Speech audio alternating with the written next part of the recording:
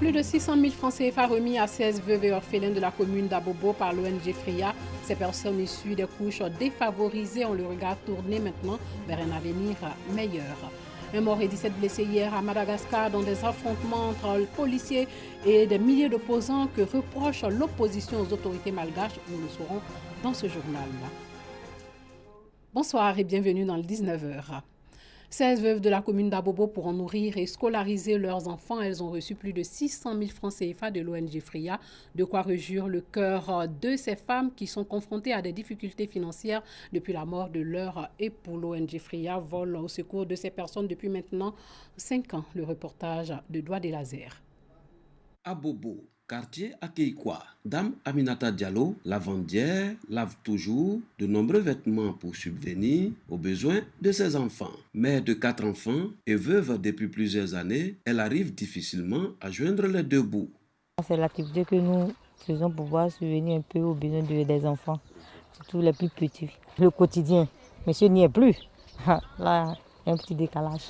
Étant veuve, j'ai fait avec et je tâtonnais dans tout pour pouvoir subvenir à mes besoins. Comme Aminata Diallo, plusieurs femmes veuves entreprennent des activités génératrices de revenus pour assurer leur quotidien. Une situation souvent difficile pour certaines. Les gens oublient les veuves. Une fois la période de veuvage, voilà pourquoi on a dit en français fria, c'est-à-dire veuvage. C'est-à-dire la période de veuvage chez les musulmans qui est 4 mois, 10 jours. Si ça c'est fini, c'est maintenant que son problème véritable commence. Maintenant, comme on ne sait pas que celle-là, elle a des problèmes, parce qu'elle est bien vue, on a l'impression qu'il n'y a pas de problème, alors qu'il y a des problèmes. Voilà pourquoi on a créé ça, pour dire aux gens, non, attention, il y a un groupe de personnes qui est délaissé, qu'on a oublié, qu'on appelle les veuves, qui ont beaucoup de problèmes. Pour leur venir en aide, l'ONG FRIA apporte régulièrement aux veuves et aux orphelins de la commune d'Abobo une assistance financière et un réconfort moral. Des dons en numéraire leur sont offerts en vue d'entreprendre une activité lucrative. 16 veuves et 16 orphelins ont reçu des dons de cette organisation d'une valeur de 640 000 francs CFA. On vient de m'offrir une enveloppe de 20 000 qui me servira de solder la scolarité de mon enfant qui fait la classe de 3e. Bon, je suis contente parce que je ne savais pas un enfant qui est déjà presque à la veille des examens, qui n'a pas sa scolarité encore soldée, et je trouve quelqu'un qui me donne ça, vraiment les mots me manquent pour lui. Je suis content parce que je suis là, mon mari décidé. Les enfants là, c'est moi qui prends. Donc j'ai trouvé l'argent, un peu l'argent là, je suis content. Créée en 2015, l'ONG FRIA apporte assistance chaque année à plusieurs femmes démunies de la commune d'Abobo en assurant la scolarisation de leurs enfants et la prise en charge sanitaire des personnes en situation de veuvage. Près de 200 personnes mobilisées pour lutter contre la déforestation. Ces personnes sont parties en randonnée dans la forêt de Yapoabé, non loin d'Abidjan. L'idée, s'imprégner des bienfaits du sport en forêt et en faire le coup auprès des autres en vue d'encourager aussi le planting d'arbres. Une action à mettre à l'actif de la Société de développement des forêts, Sodefort. Franck Wadio a parcouru près de 12 km en forêt avec les randonneurs. Un rideau de verdure entre les voies Abidjan-Zopé et Agboville. C'est la forêt classée de Yapo-Abé, plus de 28 000 hectares. Et ce matin, abritant des occupants particuliers, des marcheurs, pour une randonnée écologique, distance à parcourir 12 km, une initiative de la Société de développement des forêts Sodefort pour le bien-être des organismes. Le sport, c'est aussi bon pour la santé. Mais faire le sport encore en forêt, où l'air est pur, l'air n'est pas pollué, c'est encore mieux. Le corps, mais aussi la préservation de l'environnement, l'utile à l'agréable des plants d'acajou, de Niangon et d'Azopé. Pour une opération reboisement sur le site, ils étaient plusieurs à représenter des organisations partenaires de l'administration publique et privée et des collectivités décentralisées. Nous savons tous aujourd'hui ce que le réchauffement climatique pose comme problème dans le monde entier. Donc il était important, par notre action, par notre présence, de venir lancer un message fort pour dire que nous devons préserver nos forêts pour la survie de l'espèce humaine. Après le site de reboisement, la traversée de la forêt classée, pas facile, mais gratifiant. La nature, ça fait du bien, parce qu'on n'a pas ça à Abidjan, mais c'est la pollution à Abidjan. Et On découvre beaucoup de choses. Le sourire de rigueur malgré la fatigue.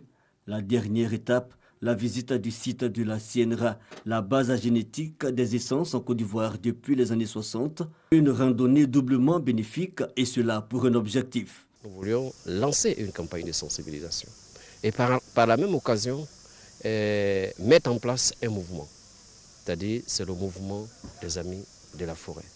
Et de façon régulière, tous ceux qui pensent avoir un intérêt pour la forêt, nous allons les inviter. Le message aussi qui est ressorti donc, de cette randonnée, c'est vraiment l'intérêt que les industriels ont manifesté pour cette activité. Nous avons eu par exemple des industriels du bois, des chocolatiers, des agro-industriels qui sont venus pour montrer que leur activité qui a un lien direct avec la forêt mérite d'être gérée de façon durable. Nous avons marché dans les forêts, nous avons parlé dans les forêts. C'est l'esprit de la coopération pour chercher pour les solutions de protéger les forêts. Ici donc, un réseau d'alerte contre la menace de déforestation qui guette même les forêts classées. Celles du sud-ouest et de l'ouest ont un taux de dégradation variant aujourd'hui entre 80 et 100%. Sport football, la SEC Mimosa a battu la Zida Bengourou 1-0 aujourd'hui au stade Félix Houphouët-Boigny.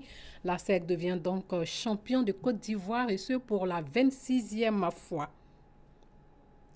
La SEC Mimosa qui s'est qualifiée pour la phase de poule de la Coupe de la Confédération. La SEC et Uliansville Athletic Club ont hérité de poules difficiles. Le tirage au sort s'est déroulé en Égypte. Les explications de Salif Ouattara. Le tirage au sort n'a pas été clément avec les représentants ivoiriens en Coupe de la Confédération. Au Caire en Égypte, la SEC Mimosa a été logée samedi dans la poule A. Un groupe qui sera très compliqué pour les champions de Côte d'Ivoire avec le Raja du Maroc, l'AS Vita Club de la RD Congo et Douane Stars du Ghana. Les poulets d'Amani Yao recevront Stade Félix Houphouët-Boigny le vendredi 4 mai, les gagnants d'Douane Stars avant de faire leur valise pour la RDC.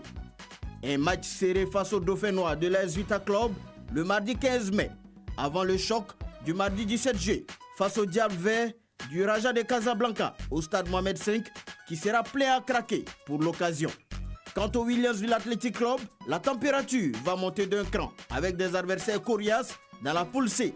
Et Inyamba FC du Nigeria le 4 mai à Abidjan, Club Athlétique Renaissance Aiglon du Congo le 15 mai à Brazzaville et Djoliba AC du Mali le 17 juillet à Bamako.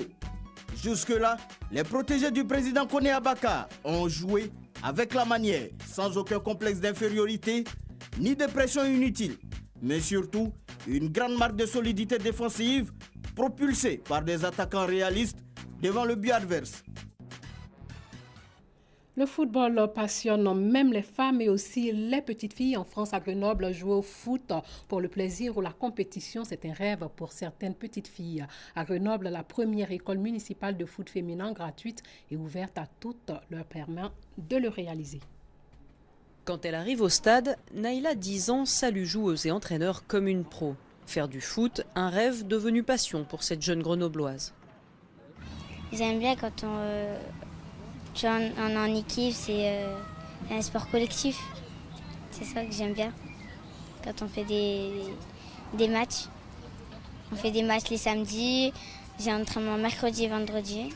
Et du coup, j'ai bien aimé parce que quand j'étais petite, je regardais la télé et je voyais des matchs. Aujourd'hui licenciée du club local, le GF38, c'est grâce à une initiative unique en France qu'elle a pu se lancer. Sur le terrain voisin, une école municipale de foot entièrement gratuite, fruit d'un partenariat entre club et mairie. C'est parti de notre priorité qui était de développer le sport féminin et de laisser les préjugés au vestiaire.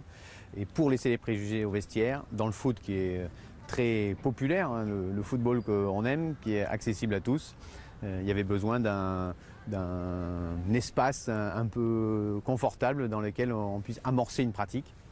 Pari réussi. Depuis 2015, une trentaine de filles se retrouvent ici tous les mercredis. Un lieu où sport, loisirs et haut niveau cohabitent avec succès. Vas-y, Aujourd'hui, le football féminin n'est pas assez structuré pour faire que de l'élite. En tout cas, dans la grande majorité des clubs, peut-être qu'à Lyon, ils peuvent le faire, mais c'est peut-être le seul club qui arrive à le faire. Donc nous, on est à la fois dans de la promotion et permettre aux filles de pouvoir jouer, et à la fois aussi, parce qu'on fait aussi du haut niveau, essayer de faire en sorte qu'elles puissent progresser de la meilleure des manières, et on l'espère arriver en équipe de France. En 2019, Grenoble recevra 6 matchs de la Coupe du monde de foot féminin. L'occasion rêvée d'attirer encore plus de joueuses en herbe dans les stades et sur les terrains. Sachez que le Parti social-démocratique SPD allemand a élu à sa tête l'ancienne ministre du Travail Andrea Nahles, qui devient la première femme à diriger la plus vieille formation politique du pays avec pour mission de la sortir de la crise. Elle a obtenu 66% des voix au sein du parti de centre-gauche face à une ancienne policière et maire Simone Lange.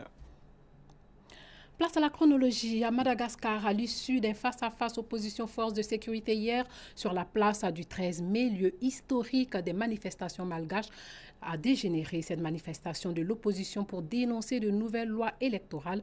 Les affrontements ont fait au moins un mort et 17 blessés. Que se passe-t-il à Madagascar ? Une personne a été tuée et 17 autres blessés samedi 21 avril 2018 dans des affrontements à Antananarivo entre les forces de l'ordre et des milliers d'opposants. L'opposition fait état de 4 morts tués par balle. Que reproche l'opposition aux autorités malgaches ? L'opposition accuse le régime du président Eri de vouloir la museler avant les élections présidentielles et législatives prévues pour la fin de l'année. Les députés de l'opposition dénoncent notamment la récente adoption des lois électorales qui, selon elles, favorisent le camp du pouvoir. Lors d'un débat très tendu à l'Assemblée, ils ont accusé le gouvernement d'avoir acheté certains élus pour les faire voter. Pourquoi une telle répression des manifestants par la police ? Les forces de l'ordre avaient auparavant tiré des gaz lacrymogènes contre les manifestants qui ont répliqué en lançant des pierres. Que compte faire Eri, le président malgache ? Les autorités ont promis l'ouverture d'une enquête pour faire la lumière sur l'origine du décès. La manifestation avait été interdite par les autorités, mais l'opposition avait appelé à la maintenir. Le président Eri se trouve en déplacement à l'étranger, selon ses services qui n'ont pas précisé où il se trouvait. Quelles sont les actions mises en œuvre par l'opposition pour obtenir gain de cause ? En fin de journée, samedi 21 avril 2018, les députés de l'opposition étaient réunis au siège du parti MAPA d'André Rajolina pour décider des actions à venir. Un peu plus tôt, depuis le balcon de l'hôtel de ville, ils avaient annoncé aux manifestants que la mairie de la capitale serait désormais le lieu de rendez-vous pour manifester tous les jours jusqu'à ce que le président et son gouvernement démissionnent. De leur côté, les forces de l'ordre se réunissaient pour décider des mesures à prendre. Fin de ce journal, portez-vous bien.